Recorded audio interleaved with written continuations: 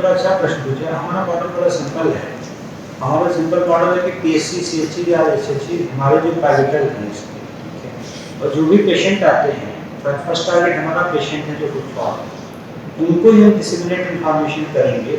उसके बाद mobile app द्वारा और मैसेज द्वारा बाकी लोग, क्योंकि आपने देखा होगा आयुर्वेद से ट्रीटमेंट कराने के लिए everybody is willing to go there, क्योंकि बहुत ही इंट्रूसिव ट्रीटमेंट नहीं है ये आपके साइकोलॉजी को, बॉडी की फिजियोलॉजी को माइंड में रखने के ट्रीटमेंट किया जाए। एवरीबॉडी इज कंफर्टेबल, तो किसी को अपॉर्चुनिटी दी जाए या आप कौन सा ट्रीटमेंट चाहेंगे तो कहेगा मैं आयुर्वेद में करा देता हूँ, क्योंकि वो आक्रामक चिकित्सा पद्धति नहीं है। लेकिन उस पद्धति की अभी तक हमने जो सीमाएं जनरेट की कि हमने उसे साक्ष्य आधारित नहीं किया था, तो उसका ये प्रयास है।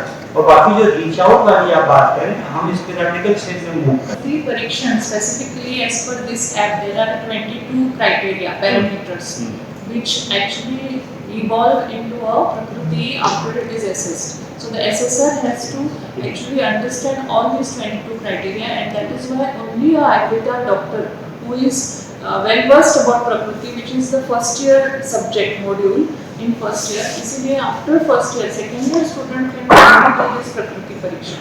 Now in this, right from height, weight, color of the skin, the texture of the hair, texture of the skin, how is the digestive process, how is the metabolism, what is the